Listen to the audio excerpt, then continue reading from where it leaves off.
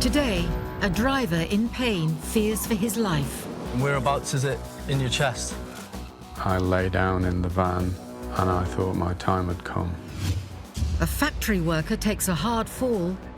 Everybody's in kind of 10 out of 10 pain now. And paramedics battle crowds to treat a pedestrian. Come on, please. We'll go to the hospital. Just relax. West Midlands Ambulance Service employs thousands of frontline emergency staff. He's arrested, so can we have thoracotomy on arrival, please? They also make use of volunteers. Basics is a charity that covers the whole of the UK. In North Staffordshire is made up of 6 doctors who give their time freely to provide that extra care that can't be delivered by the roadside paramedics. Right, we've got the major hemorrhage stuff, so we've got some swabs and some Celox gauze. We can mobilise to anything where the ambulance service think that we can make a difference. So it's often trauma, motorcycle, car accidents, plane crashes, but it could just as simply be somebody who's struggling medically with difficulty breathing or another medical problem.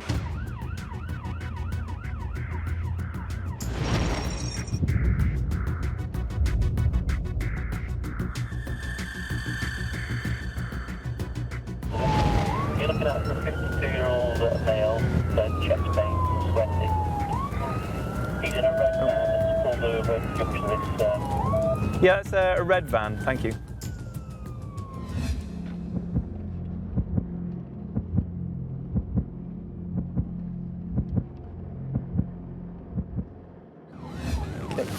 So we're just en route now to a 52-year-old male. Call's just come in who's suffering with chest pain. He's also very sweaty and quite clammy. We're about 3 minutes away. He could be having a heart attack, so we'll get there, assess him, do an ECG and take it from there. An ambulance backup crew has been dispatched to assist the doctors. When we're sent to somebody who's got chest pain, it could be a wide variety of different problems, from mild indigestion to a full-on heart attack that ends up into a cardiac arrest. If you've got somebody who's in cardiac arrest, you've got a limited amount of time before brain damage sets in, and you really need to get in there, drag him out of the car, and get going with CPR. So it's really important that we do some very rapid assessment and find out how serious it is.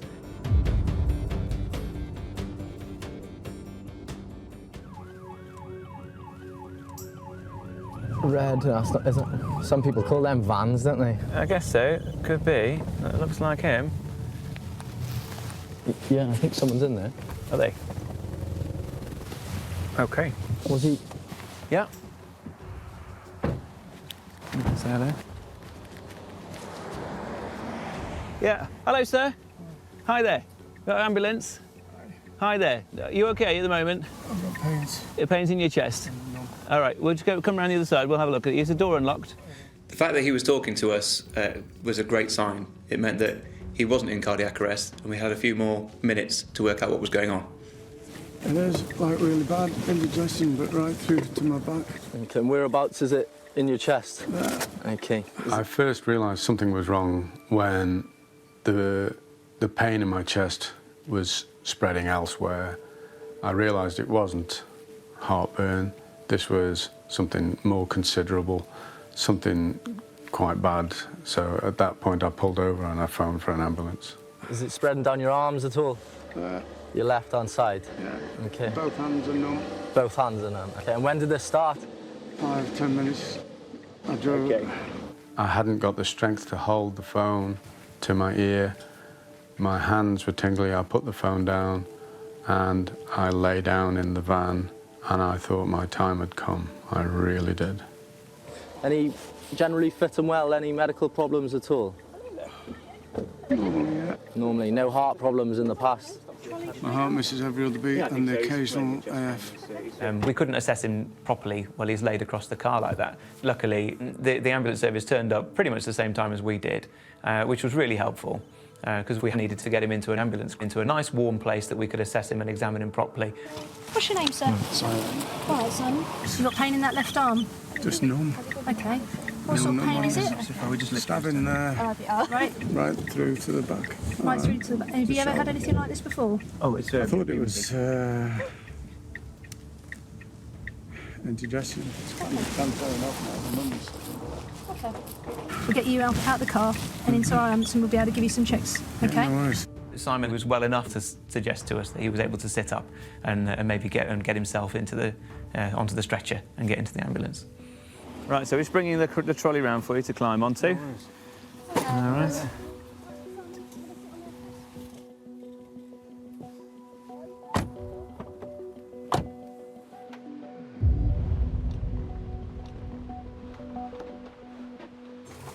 Felt like indigestion. Yeah. And it kind of wasn't going away. Here we go. Have a look at your chest And there. it just got worse and worse, so I pulled down. Have you ever had anything like this before, Simon? No. No. It's kind of gone off now. Nice and clear. If you could rate the pain, 10 being very painful, 0 being not painful at all, what would you rate it? Escalated to a 10. It's gone off now. What would you say it is now? Nothing at all? Nothing at all, just numb. And You've got those tingly fingers. tingly fingers. How old did you say you were, Simon? 52. 52. We've been able to get him into the ambulance, so a bit more private, a bit more secure and able to assess him properly. So he still has had these pains, giving him some tingling in his fingers and things. So we're just doing a heart tracing now to find out if there are any signs of it being a heart attack. Right, really nice and still while this is just reading for me. What do you think?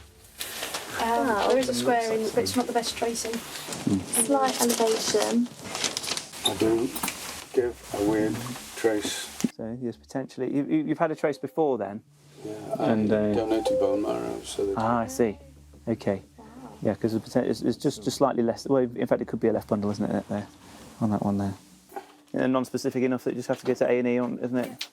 So on Simon's heart tracing, there was some changes from normal. It wasn't quite enough to really put our finger on it and say that he's having a big heart attack, but it was suggestive enough. So we made the decision to take him to the hospital for further testing. Okay. So what we're going to do, Simon, is we're going to give you some painkillers and hopefully take the edge off the pain. But you are going to need to go into the hospital to see what's happening with your heart. Okay. As I say, there are some subtle changes on there. There might be the old ones that you're talking about, or there might be new ones. So we can take you to A&E. They'll be able to do some blood tests as well to try and see whether there's been any heart damage or anything like that. Right. Well, thanks, Simon. Thank you. Hope you feel better soon. I'll catch you later. Bye-bye. Right. He certainly needs more investigation to find out exactly what the cause of his pain is. Could easily have been a heart attack, just a small one. So he'll go to the A&E at the Royal Stoke University Hospital, and they'll be able to take things from there.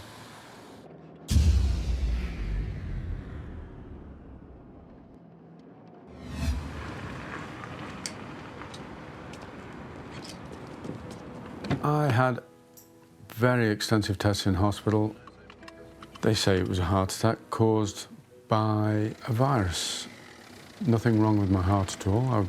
The tests, the ultrasound and everything said quite a good, strong heart. It just makes you live every day when you wake up. Wow, it's another day. It really is another day, and be thankful for it. Don't give him anything to eat or drink and make sure he's kept nice and warm. West Midlands Ambulance Service responds to over 3,000 emergency calls every day. It's the strain within the service, the amount of jobs that we do, they're escalating, they're getting bigger and bigger by the day. So is he on any food medications? It doesn't matter if it's a weekend, doesn't matter if it's a week, it's just as busy. If I can take the address though, first of all, please. We're sort of expected to respond to anything, anywhere, at any time. 430 paramedics have been recruited to West Midlands Ambulance Service in the past 3 years. I studied at Birmingham University, where I did my paramedic degree, and then moved to West Midlands Ambulance Service. The best thing about being a paramedic, the amount of tea you get to drink. No, I'm joking. The best thing is that rewarding feeling. There is no other job that gives you that feeling and that buzz when you do perform that life-saving intervention. I would say the best job in the world.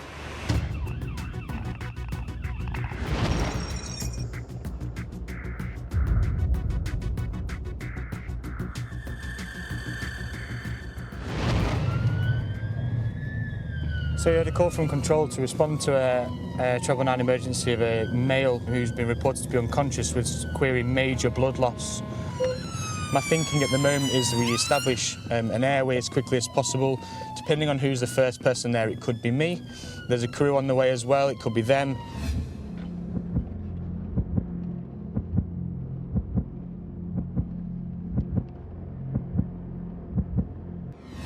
I have no idea what we could be walking into.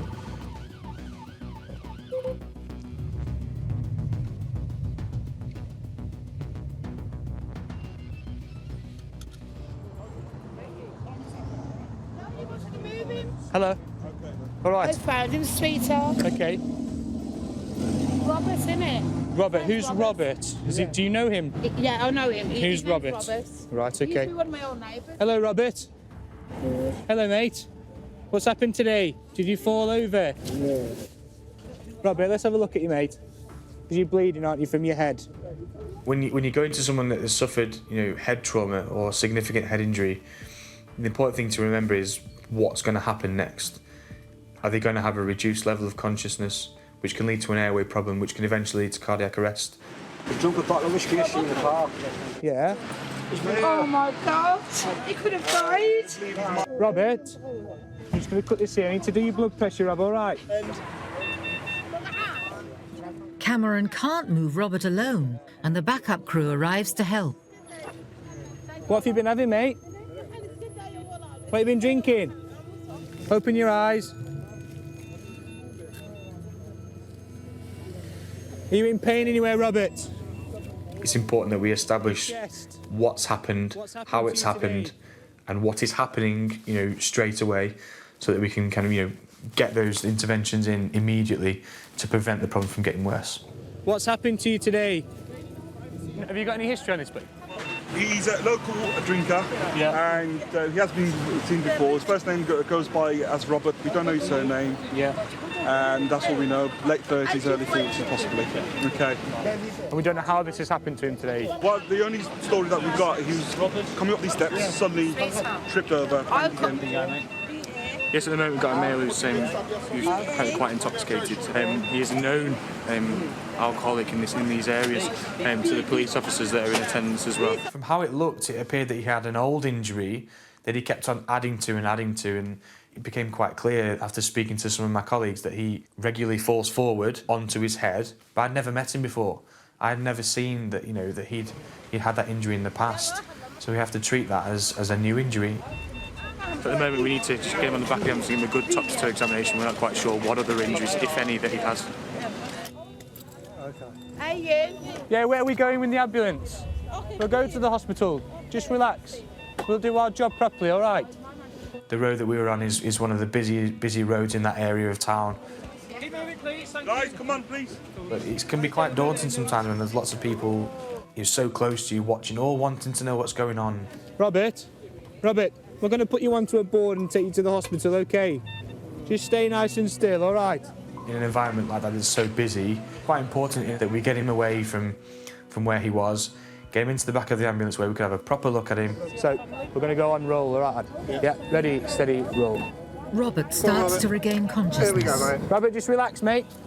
Relax. Relax. There's sometimes people who suffer traumatic injuries can become quite confused. He wanted to touch his head, touch the injury that he had, and obviously we didn't want that because we didn't want him making that injury any worse. But again, it's difficult to ascertain because was he doing that because he was confused because of his head injury, or was he confused because he was intoxicated, and that's the difficulty. Just stay still, Rob. All right, we'll keep you covered up, mate. Rob. Not your head, mate. Not your just head. Calm down. All right, we're trying to help you as best we can. Okay, just try and stay calm. Okay, Rob, just relax, mate. All right, just stay nice and still, okay? On you there. Eddie, steady. Robert, God bless you, and I hope to see you here tomorrow. Have to look for the after next this stuff day.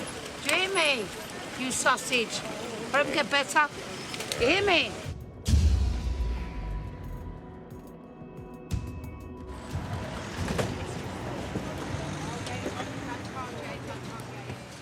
So basically we're assessing Rob from top to toe now to see what kind of injuries that he has.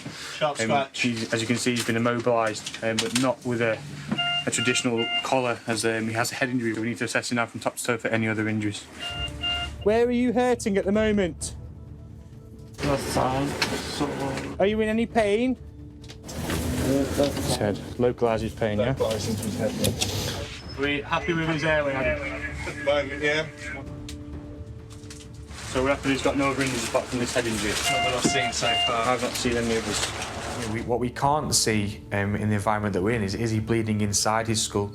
Has he suffered a skull fracture that can cause serious problems? If he starts to bleed inside his skull, the pressure inside his head will get greater and greater, can cause seizures, significant brain damage, and essentially that can kill someone. And what we need to make sure now is just that we are ready to give a good handover to the staff and the team that will be waiting for us when we arrive, so that they know exactly what's happened and how to treat him. It's not nice to see people with alcoholism. An addiction is a horrible thing to see, because you can see people decline quite rapidly. There's always a possibility that we'll see patients again. If he continues to get himself in that state, for whatever reason, then I have no doubt that we'll be seeing him again at some point.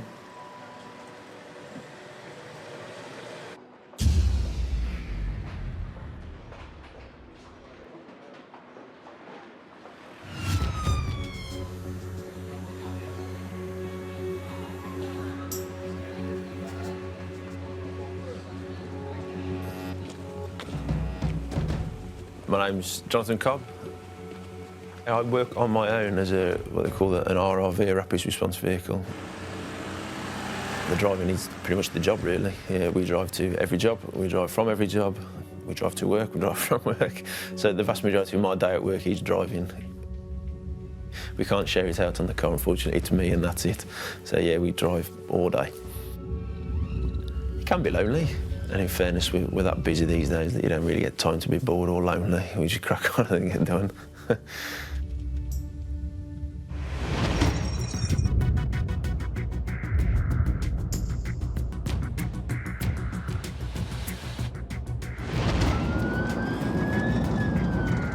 We are going to, just as an 86-year-old female who's actively fitting, and that's about all we've got at the minute. We're only a couple of minutes away.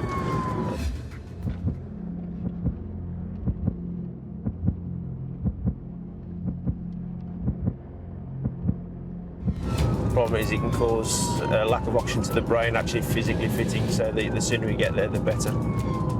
See if we can stop. Well, fingers crossed we'll have stopped. We can carry on the treatment from there, hopefully bringing her back round. So.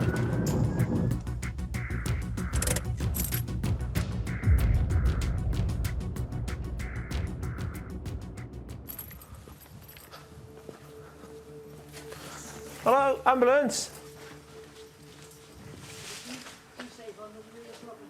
Oh, right, okay.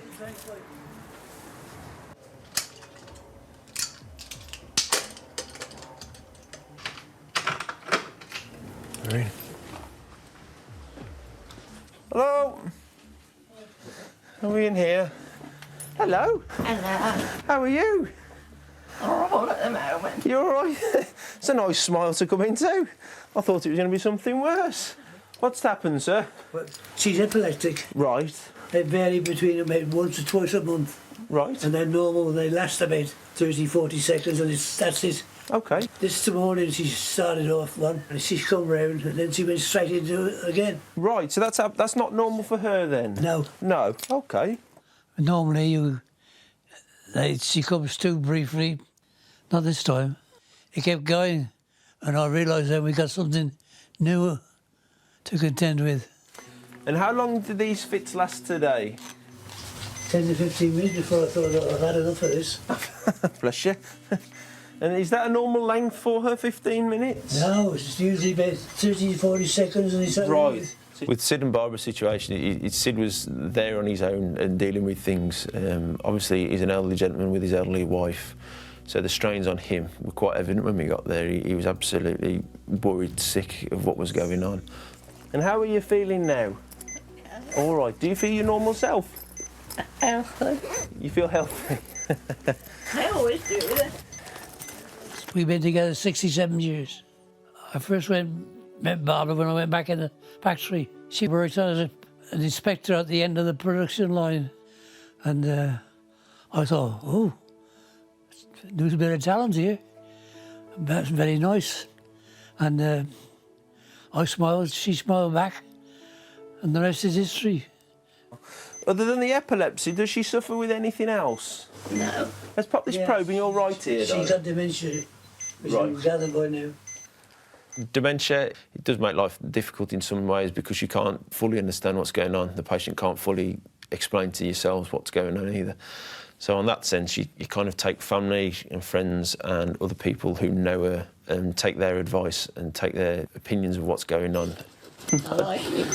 You like me? Bless you. Well, you're very smiley too. I know. No matter what had happened, Barbara always put a brave, smiley, happy face to the world, even though she's not feeling it.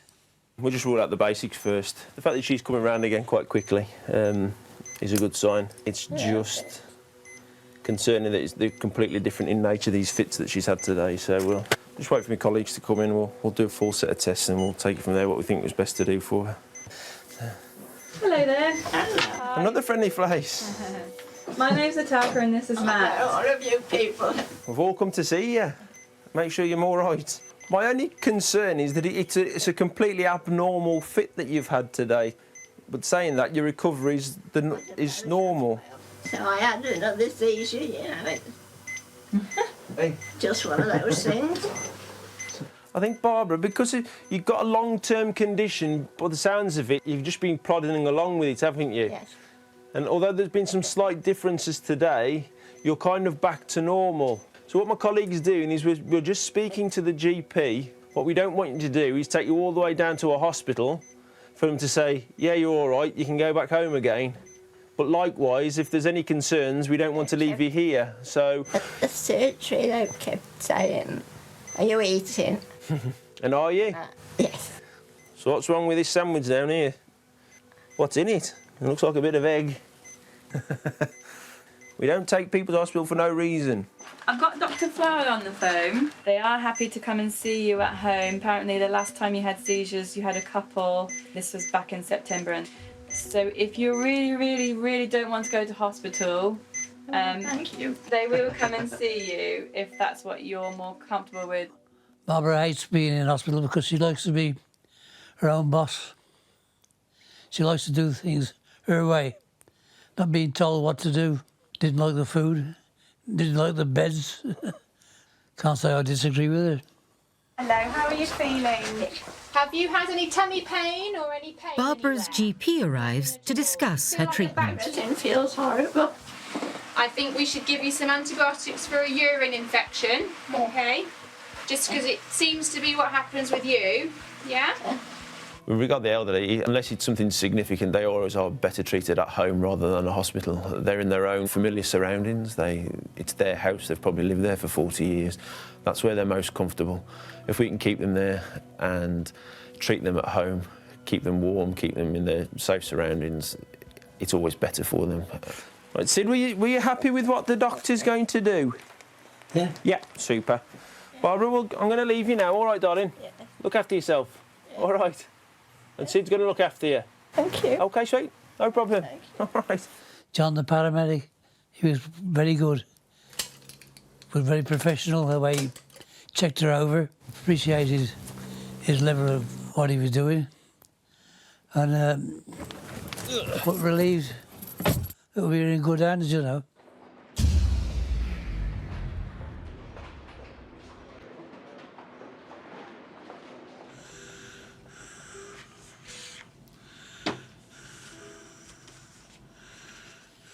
It's difficult for me, Barbara being in the care home. When I have to get up to go home, she tries to follow me. Thinks she could go home, but she can't. That really stirs you up. It's difficult for me to see Barbara. I've now got Parkinson's disease. I can't drive it out, so I can't go easily because I can't walk it.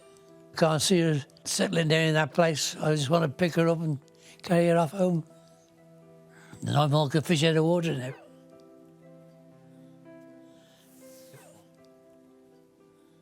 Putting family members into homes, it's got to be one of the hardest decisions to make. From personal experience, I know it's absolutely gut-wrenching, the guilt you feel of sending your loved one into a care facility. No one wants to do it for a family member, but if it's the best thing for your family member, then homes are a good place to be.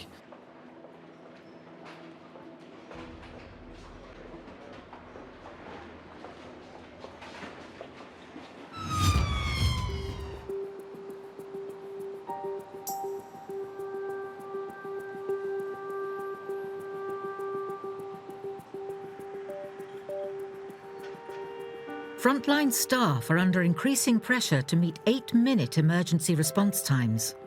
You really do have to kind of be on top of your game. And you push to your limit. You are put under a lot of pressure. Personally, I feel like I thrive under pressure and enjoy that kind of a little bit of a stressful situation. 41-year-old injured his arm and is having difficulty in breathing. Yeah, that's understood. Thanks a lot.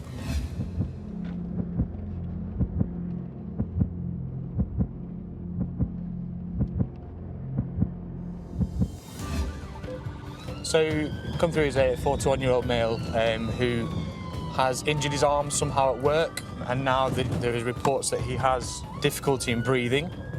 There could be some significant trauma if he's trapped his arm in a machine or something like that. So again, we're heading into the unknown a little bit. Just to let you know, I've had a crew come here, so I've started them running back to what they're showing about new care basement. Yeah, roger that, thanks a lot. So we just got an update from the controller that there's a crew have become available, so they're going to come and back us up. That sun is really bright today. The old sunglasses are going to have to come out later, I think.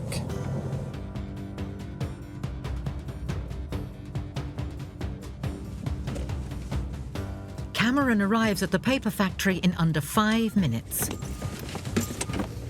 Hello, mate, how are you? Yeah. You all right? Long day. Okay, so what do we think's happened then? He's climbed onto a paper roll. Yeah. To put a label onto a larger roll. Okay. Slipped, fell backwards. Yeah. His arms under his body. Underneath him? Okay, Yeah. fine. All right, let's have a look.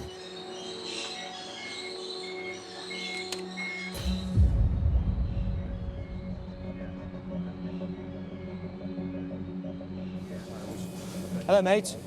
His name's How are you? Hassan. Hassan, hello, Hassan. Need to do some very, very quick observations on you there. Can I just cut the length of this arm? Is that okay, the jumper? Yeah?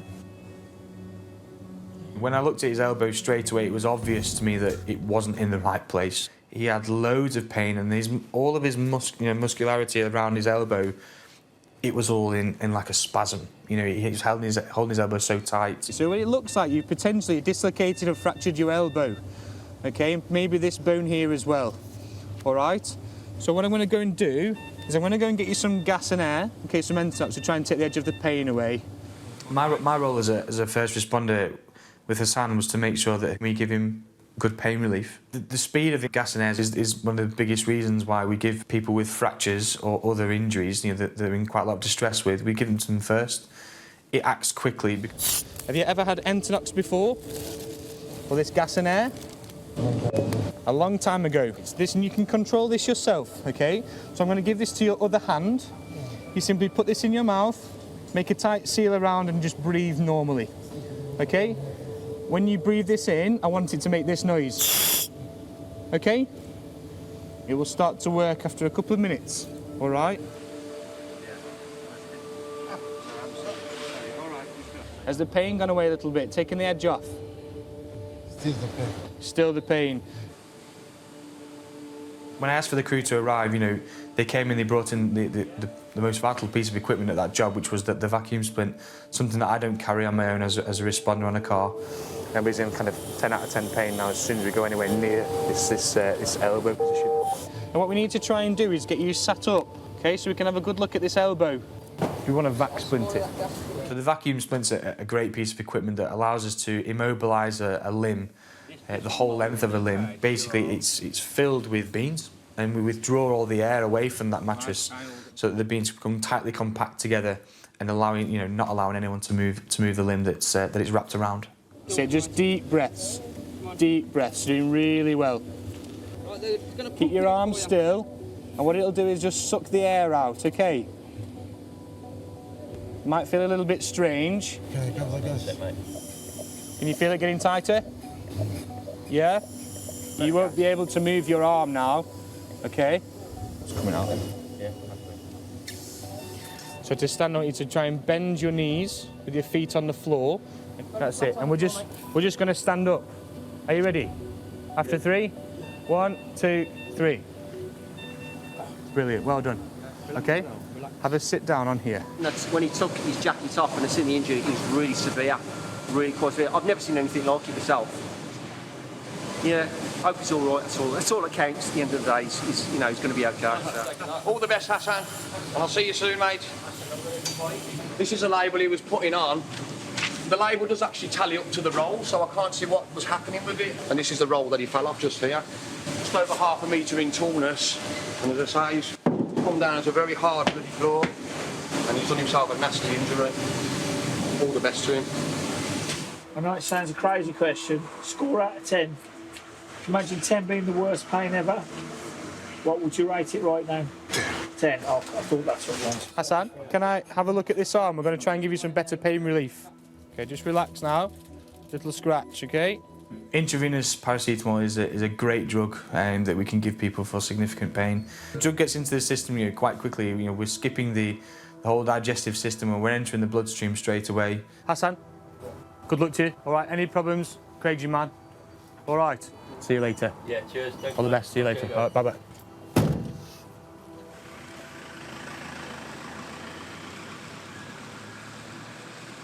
It happens, we're humans, we make mistakes, we have accidents.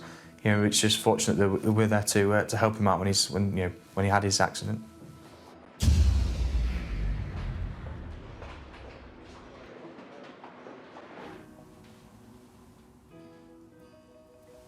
The X-ray in my elbow, and they say that my elbow is dislocated, and there is a broken bones as well. Hold it there for 30 seconds. They had to operate my elbow and took it over 3 hours to be done. Yeah, I'm doing well now because I'm going to the physiotherapy, and he asked me to do some training for the elbow. Life is difficult when only have one arm to use. Making a cup of tea and getting dressed in the morning, that's difficult. Yeah. I'm very grateful for the work that Paramedic did for that day, and I want to say thank you. Yeah.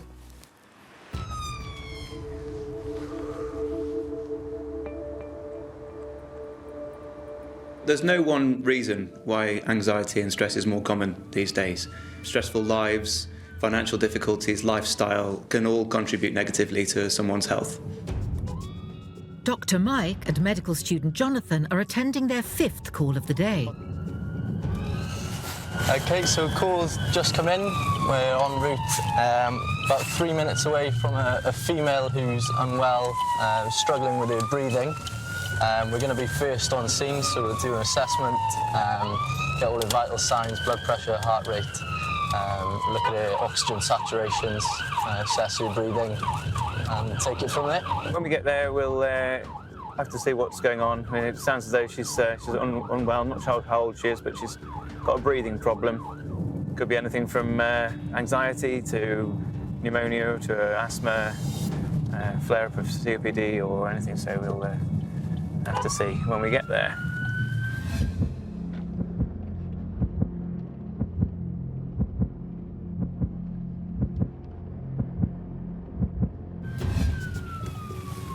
Thank you. The patient's collapsed at work and is being treated by first aiders.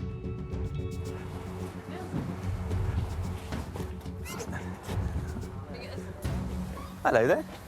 My name's Mike. I'm one of the doctors with the ambulance service. Have you had these sort of things before? No. No? OK. Did you suddenly feel all panicky, tight-chested and Yeah. tingling in your hands and legs and all that sort of things? I've gone dizzy every time I stand up. I feel like I'm soon drop. Right. OK. All right. You say you've not had it before? Can I borrow your hand? Is that all right? Yeah, it's a cold and shut down, aren't you? There, look at that. So when we first saw Hannah, she was sat on the floor, looking distressed. She was breathing very fast and not really able to make eye contact and speak to us properly. This led us quickly to think that this might be what's called a panic attack. What I need you to do is try to just settle your breathing for me. That's going to be the important part. OK? Just slow your breathing right down. Concentrate on taking slow and small breaths.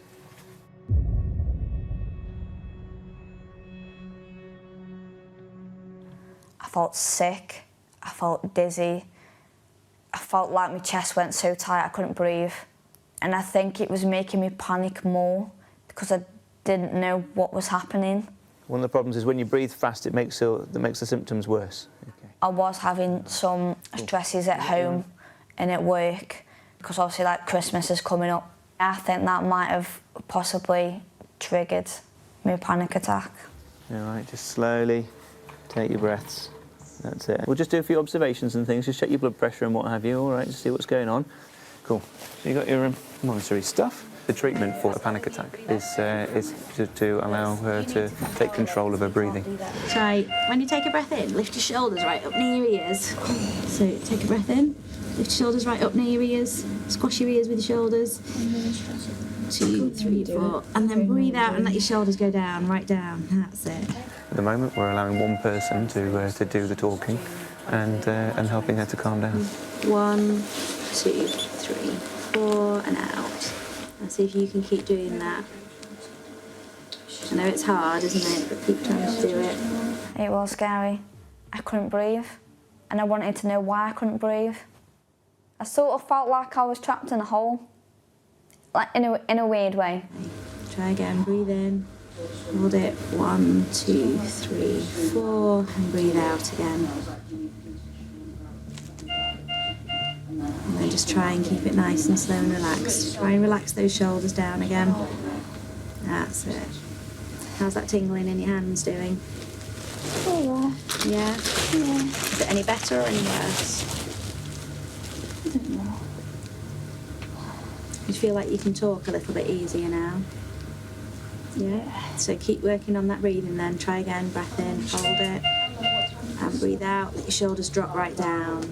We needed to get her onto the back of the ambulance, away from the eyes of her work colleagues, so that she could feel in a safe environment and not feel judged, able to calm down in her own time. I feel so sick. Yeah? Feel like you're going to be sick? Yeah, I feel so dizzy. How about we get you somewhere a bit more comfy than on this floor and a bit warmer, eh? Yeah. You might feel a little bit better when you're lying down a little bit. Think you can stand up with us and walk to the ambulance, or...? I'll try. Yeah? Right, so then just stand there for a minute and give yourself a second. Okay? Feel like your legs are all jelly? Yeah. Right, got the back. Once Hannah was on the back of the ambulance, she was really able to calm down fully. Looking better already. You feeling your fingers coming back a little bit more now? They can stay numb for a while, but yeah. You look less tense. You felt yourself unfolding a little bit. Yeah, a little bit. Yeah, that's good. It didn't take that long, about 10 to 15 minutes, but that was all she needed to really sort of get control. How's that feeling now? Feeling quite tired? I feel like my head's just not attached to me, like my body. My head feels like, yeah. Yeah, it'll come back slowly. So am I okay? It's a panic attack. It's probably worse than you ever thought they could be. Yeah. I get my head one. It'll be about half an hour and you'll be back to normal. When I was in the ambulance and I was coming round and I started talking more and I started looking a little bit better than I was, they said that I have suffered a panic attack. So is my heart beating okay? Heart's beating fine. Brilliant. Your blood pressure's better than mine is. Your oxygen saturation's not surprisingly 100%. 100%. Can't get any better. Can't get any better than that. So for someone your age and fit and healthy, that's fine. So Anna has done really well in being able to calm down. She was coached through it by our ambulance colleagues and who did a great job. And so she's able to avoid going to hospital. Yeah, so if you fancy, we'll go. 2 weeks on, and Hannah's back on her feet. Are we having a drink? Yeah. Shall we have a coaster? Yeah, 'cause it's a bit cold, isn't it? Yeah. Since the first panic attack that I've had, I've not had a second one. Hey, that'd be nice. But considering the first one was quite bad and quite scary, it does make me more aware of they can come on at sort of any time. No. Oh, yeah. Hannah is a lot better now. She doesn't seem stressed. She's calmer and she looks a lot more healthier now. She's going to make phone calls on that, on your watch? I think she'd let everything all build up and it just all got too much for her. Right, where are we going? Shall we go? Panic attacks are horrible. I hope that I don't ever have one again. But if I do, I sort of know when it's coming and how to control it myself. I'm gonna carry on having a normal life and keep living day by day, and hopefully not to let things get to me or get on top of me and get so stressed out, and hopefully no panic attacks. I think the doctors and the paramedics did a fantastic job that day. They looked after my little girl, made sure she was better. I am very grateful of what they did on that day. It felt like they saved my life.